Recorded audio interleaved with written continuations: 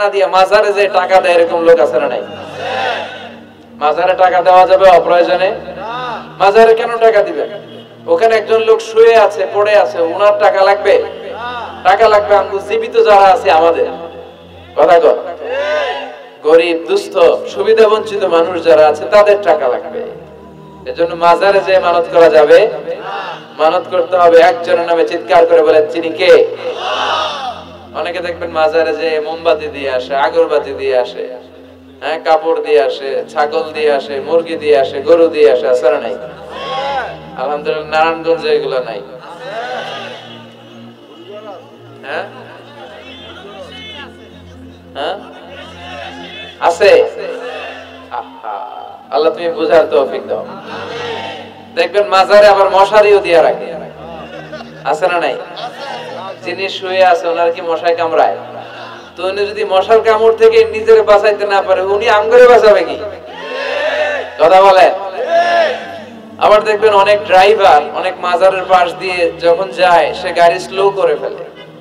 ড্রাইভারকে জিজ্ঞেস করেন যে তুমি স্লো করলা কেন? সে বলে এখানে বাবার মাজার, বাবা অনেক গরম, গাড়ি উল্টায় দিবার পারে। কি করতে পারে? আচ্ছা, গাড়ি উল্টালে কি হয়? দুর্ঘটনা হয়, মানুষ মারা যায়। যারা মানুষ মারে এরা কি বাবা নাকি ডাকাত? তো এ কেমন আল্লাহর ওলি, সে মানুষ মেরে ফেলে। আপনি একটু আকল খাটালে আপনি বুঝতে পারবেন যে এগুলোর সাথে ইসলামের কোনো সম্পর্ক নাই। ইসলাম শিখায় চাইতে হবে একজনের কাছে। ইদা সাআলতা ফাসআলিল্লাহ, ফরিয়াদ করবা তো কার কাছে করব? চাইতে হবে কার কাছে? ছেলে চান কে দিবে? মেয়ে চান কে দিবে? ছেলে মেয়ে দুইটা চান কে দিবে? ব্যবসায় সফল হতে চান কে দিবে? জান্নাতি হতে চান কে দিবে? আল্লাহ ছাড়া কেউ কিছু দিতে পারে? বিশ্বনবী মুহাম্মদুর রাসূলুল্লাহ সাল্লাল্লাহু আলাইহি সাল্লাম কি আমাদের কিছু দিতে পারে? এজন্য ওনার কবরে যেও চাওয়া যায় না, ওনারে সালাম দেওয়া যায়। ওখানে যে বিশ্বনবীকে সালাতু সালাম পাঠানো যায়, কিন্তু বিশ্বনবীরে বলা যায় না ইয়া রাসূলুল্লাহ আমার একটা মেয়ে দেন, আমার একটা ছেলে দেন, ইয়া রাসূলুল্লাহ আমার নির্বাচনে পাশ করায়া দেন।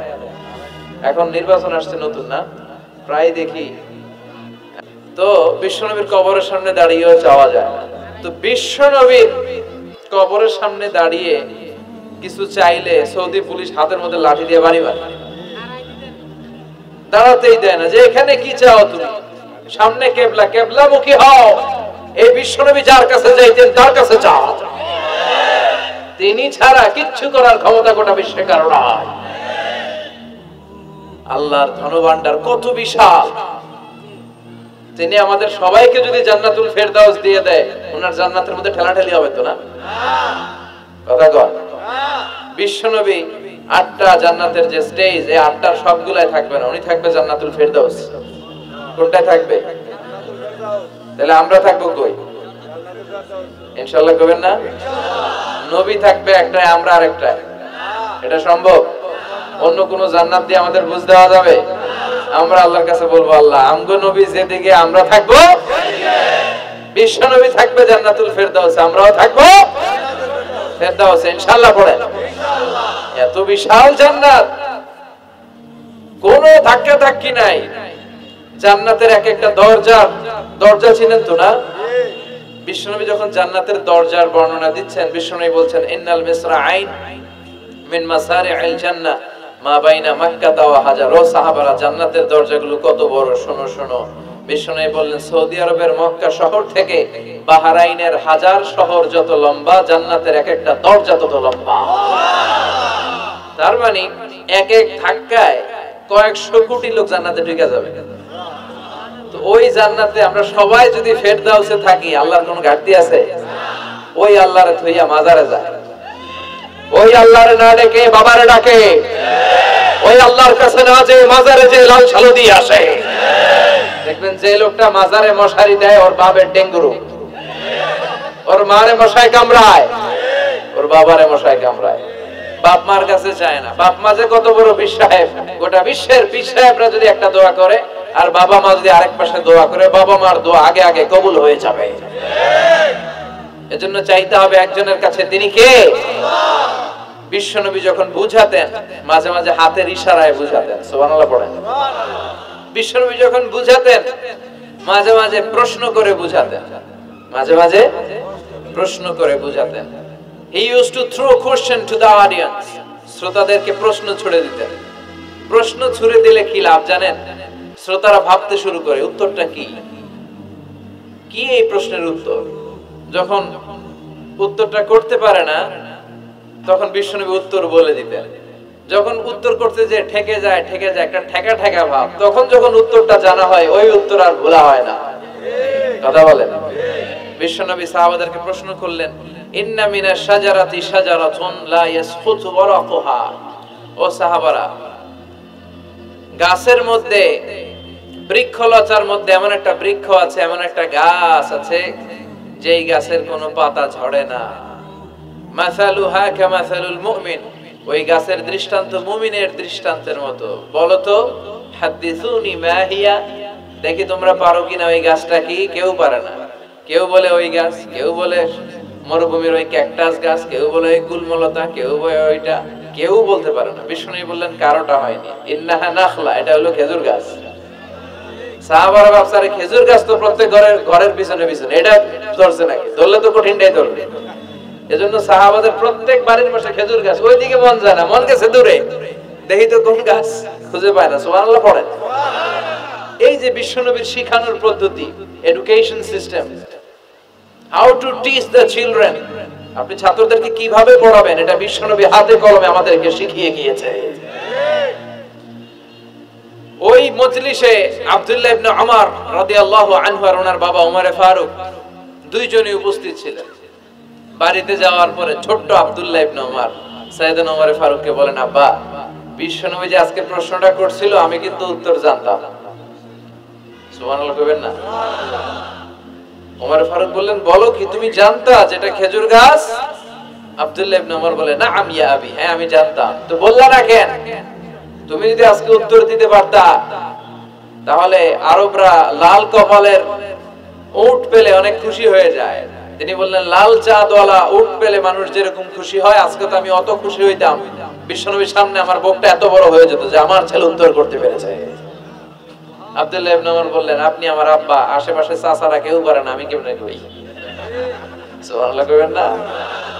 দেখেন বিশ্বনবীর শিখানোর কত চমৎকার পদ্ধতি।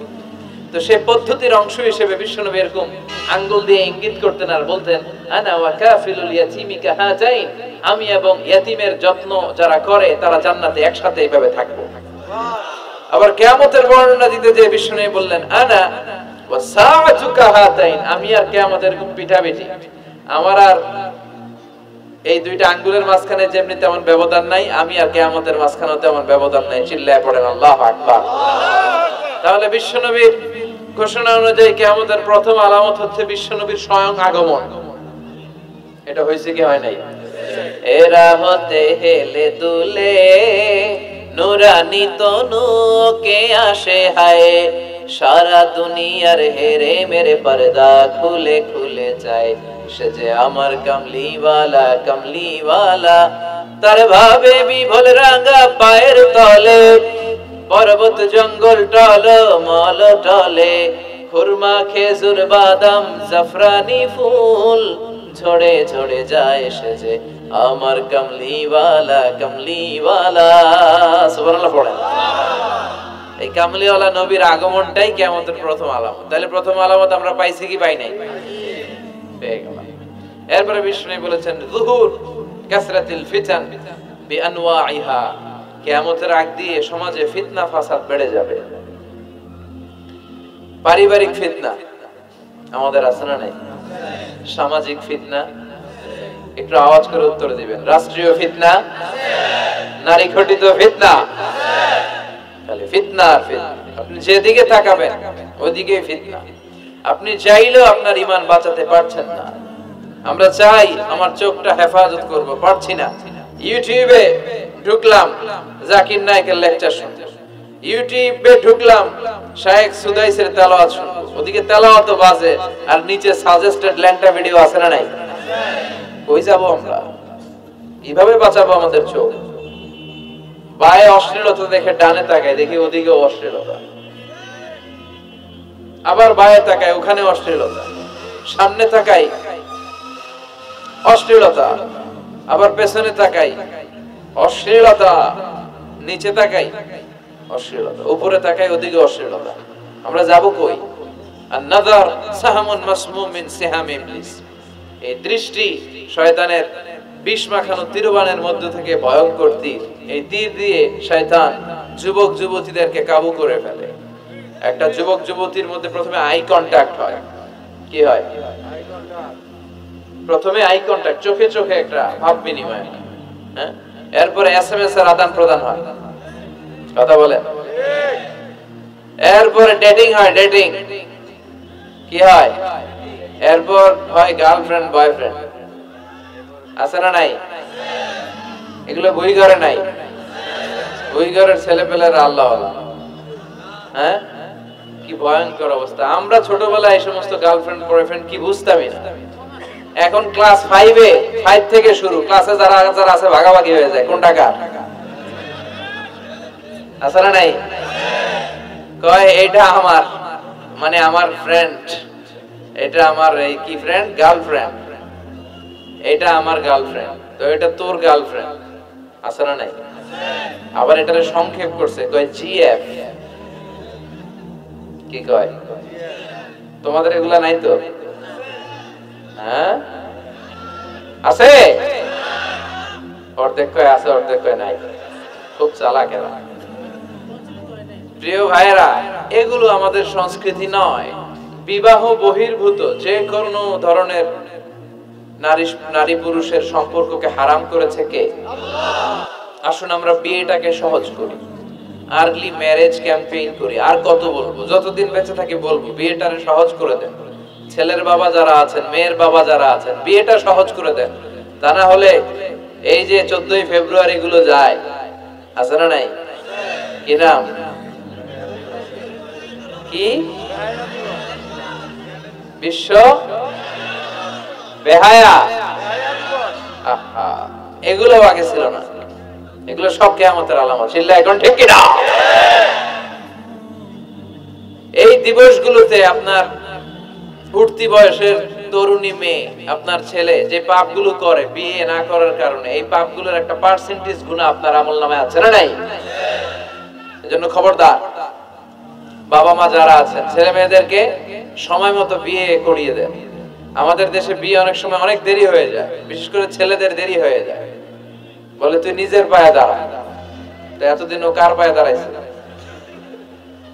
ও তো নিজের পায়ে দাঁড়িয়েছে, একটু সহযোগিতা করেন না আপনি, বিয়েটা সহজ করে দেন। বিয়ের চেয়ে ভালো কাজ পৃথিবীতে নাই। হ্যাঁ, ইয়াং পোলাপানরা অনেক খুশি হয়ে গেছে। হ্যাঁ, বিয়ে করবে তোমরা, বিয়ে বহির্ভূত জিএফ বিএফ এর দরকার আমাদের নাই। চিল্লায় বলেন ঠিক কি না? এগুলোর বিরুদ্ধে আমাদের জিহাদ।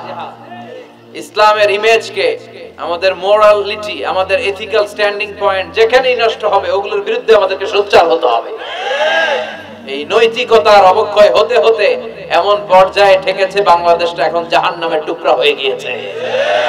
এখন মেডিকেলের ডাস্টবিনে ছোট্ট ছোট্ট নবজাতক বাচ্চার লাশ পাওয়া যায়। এগুলো সব 14ই ফেব্রুয়ারি পালনের ফসল। এগুলোর সাথে মুসলমানদের কোনো সম্পর্ক থাকতে পারে না।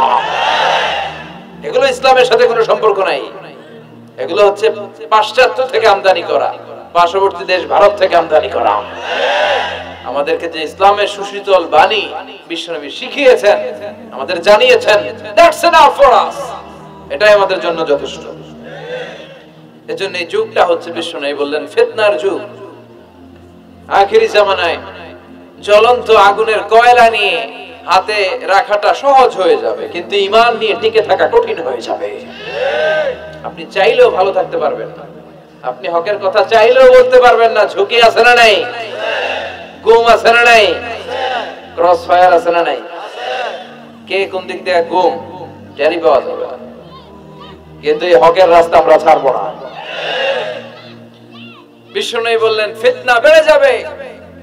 আপনি হক হালাল মেইনটেইন করতে চান, কিন্তু পারবেন না।